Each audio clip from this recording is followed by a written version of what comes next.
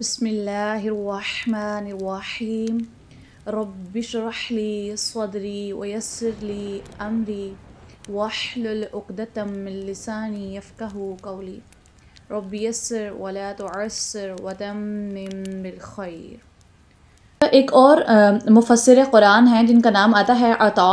انہوں نے سورۃ الکوثر کے شان نزول میں ایک واقعہ وہ رکھتے ہیں، وہ کہتے ہیں کہ یہاں پہ ابو لہب کا واقعہ بھی ہو سکتا ہے۔ وہ کہتے ہیں کہ ابو لہب نے جب نبی پاک صلی اللہ علیہ وآلہ وسلم کے بیٹے کا انتقال ہوا تو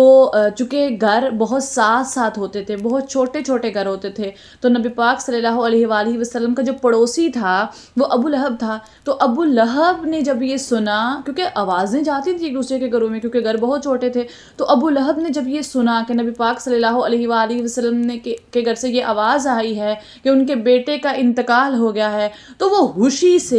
خوشی سے وہ بطر محمد نعوذ باللہ کہتے ہوئے اپنے گھر سے باہر نکل آیا، اور خوشی سے اس نے پورے ایریے میں اس چیز کا اعلان کیا کہ محمد صلی اللہ علیہ وآلہ وسلم مطلب محمد کے جو بیٹے ہیں وہ اس دنیا سے چلے گئے ہیں۔ محمد، اب باتارہ محمد کا کیا مطلب ہے؟ نعوذ باللہ کہ محمد کی تو جڑ ہی کٹ گئی ہے۔ امیجن کرے رسول اللہ صلی اللہ علیہ وآلہ وسلم کی تکلیف کو کہ ایک طرف حضرت عائشہ جنہوں نے اتنا، حضرت خدیجہ جن کے بطن سے بیٹا پیدا ہوا ہے اور اس کے تھوڑے ہی ٹائم بعد وہ انتقال کر گیا ہے، اور نبی پاک صلی اللہ علیہ وآلہ وسلم اس تکلیف اور شدت کے اندر ہیں کہ میرا بیٹا اس دنیا سے چلا گیا، اس کے بعد اپنی بیوی کو سنبھالنا ہے، ان کا غم علیحدہ ہے، اور پھر پڑوسی ساتھ ایسا ہے کہ جس کے الفاظ اتنے شدید ہیں کہ وہ کہہ رہا ہے کہ باتارہ محمد کہ محمد کی تو جڑ ہی کٹ گئی ہے، نعوذ باللہ۔ سوچیں ایک ٹائم پہ ایک تکلیف نہیں ہے، اپنی بیوی کو سنبھالنا ہے، بیٹے کا غم علیحدہ ہے، پڑوسیوں کی طرف سے آوازیں، اور پھر خوشی میں کچھ روایات میں آتا ہے کہ نبی پاک صلی اللہ علیہ وآلہ وسلم نے اس کی خوشی کو دیکھا بھی اپنی آنکھوں سے کہ وہ کتنا خوش ہے، اور اس کی آواز بھی سنی۔ Just imagine the pain of رسول اللہ صلی اللہ علیہ وآلہ وسلم کہ وہ کتنی تکلیف میں تھے، اور اس کے رزلٹ میں کیا رسول اللہ نے ابو لہب کے گھر پہ پتھر پھینکے؟ کیا اس کے دروازے کو زور زور سے نوک کیا؟ کیا اس کو بھی بدلے میں وہی تکالیف دیں جو اس نے رسول اللہ صلی اللہ علیہ وآلہ وسلم کو دی تھی؟ نہیں، رسول اللہ ایک لفظ نہیں بولے بدلے میں، رسول اللہ نے ایک اف تک نہیں کی اس کی بات پر، کچھ نہیں کہا، صبر کیا، بہترین انداز سے صبر کیا۔ اللہ تعالیٰ سے دعا کیا کریں کہ اللہ تعالیٰ ہمیں بھی رسول اللہ صلی اللہ علیہ وآلہ وسلم جیسا صبر عطا کر دیں جیسا رسول اللہ کے پاس تھا۔ سوچیں ذرا کہ امام الانبیاء ہوں،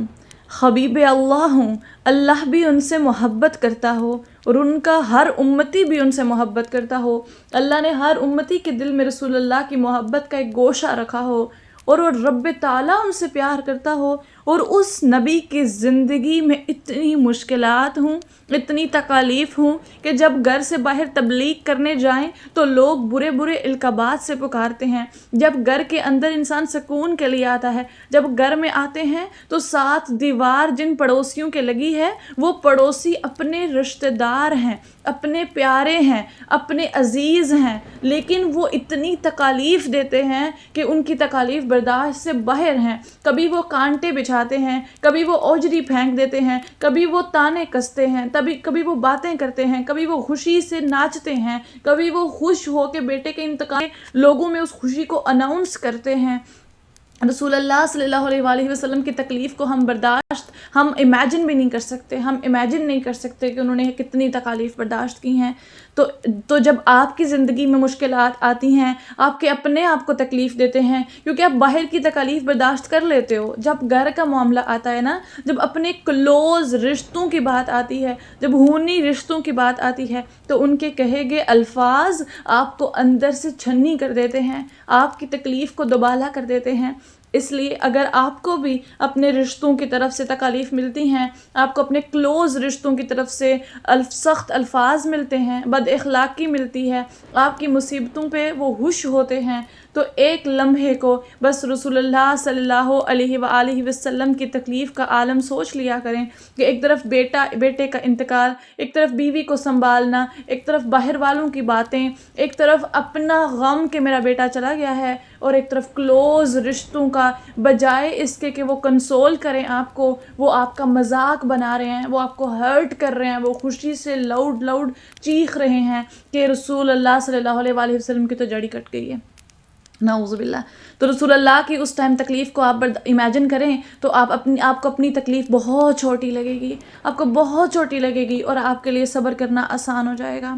ٹھیک ہے؟ تو اس لیے رسول اللہ کی سنت ہمارے زخموں پر مرہم رکھتی ہے، ہمیں حوصلہ دیتی ہے، ہماری تکلیف کو کم کرتی ہے کہ ہمارے نبی پر بھی تو مشکلات آئیں، ان پر بھی تو آزمائشیں آئیں، جب انہوں نے ان آزمائشوں پہ صبر کیا، انہوں نے تکلیف دینے والوں کو بدلے میں تکلیف نہیں دی، انہوں نے اپنے الفاظ کو ان ایسے لوگوں پہ ضائع نہیں کیا، وہ صبر کا دامن انہوں نے پکڑے رکھا، اس لیے اس طرح پھر ہمارے لیے بھی صبر کرنا آسان ہو جاتا ہے، ہمارے لیے بھی مشکلات میں بھی اللہ تعالیٰ کا ذکر کرنا اور رب تعالیٰ کے ساتھ جڑے رہنا آسان ہو جاتا ہے۔ دوسرے ریفرنس کے اندر جو اسکالرز اس کو سورۃ الکوثر کو مدنی سورت کہتے ہیں، ان کا اس بارے میں ان کی یہ رائے ہے، وہ کہتے ہیں کہ یہ مدنی صورت اس لیے ہے، اس کے بارے میں وہ ایک حدیث بتاتے ہیں جو سنن ابی داؤد کی حدیث ہے، وہ کہتے ہیں کہ انس بن مالک سے روایت ہے کہ نبی پاک صلی اللہ علیہ وآلہ وسلم نے، صحابہ بیان کرتے ہیں کہ نبی پاک صلی اللہ علیہ وآلہ وسلم ایک دن اٹھے اور مسکرا دیے، تو صحابہ پاس بیٹھے تھے، تو صحابہ نے پوچھا کہ مسکرانے کی وجہ جاننا چاہی، تو رسول اللہ صلی اللہ علیہ وآلہ وسلم نے ارشاد فرمایا، آپ نے فرمایا کہ میرے اوپر ایک سورت نازل ہوئی ہے، تو پھر اس کے بعد رسول اللہ نے سورۃ الکوثر کی آیات کی تلاوت کر دی۔ تو کچھ اسکالرس کے نزدیک وہ اس حدیث کو سامنے رکھتے ہوئے سیکنڈ جو رائے دیتے ہیں، وہ کہتے ہیں کہ یہ مدنی صورت ہے، ٹھیک ہے؟ تو یہ دونوں رائے موجود ہیں کہ ہمارے پاس کہ یہ صورت جو ہے وہ کب نازل ہوئی تھی، تو اس کے شان نزول کیا ہے، یہ مکی ہے یا مدنی، لیکن ایک بات ذہن میں رکھنی ہے کہ موسٹلی اسکالرس کی جو رائے ہے وہ اس بات پہ ہے کہ یہ مکی صورت ہے، مکہ میں نازل ہوئی تھی، اور یہ بھی ہو سکتا ہے کہ یہ 2 دفعہ نازل ہوئی ہو، قریش کے ان حالات میں نازل ہوئی جب قریش نبی پاک صلی اللہ علیہ وآلہ وسلم کو بے انتہا تکالیف دے رہے تھے، مینٹلی ٹارچر کر رہے تھے، وربل ابیوز کر رہے تھے، اور نبی پاک کے غموں پر جشن منا رہے تھے۔ آپ امیجن کریں نا، بس ایک لمحے کو رسول اللہ کو امیجن کر لیں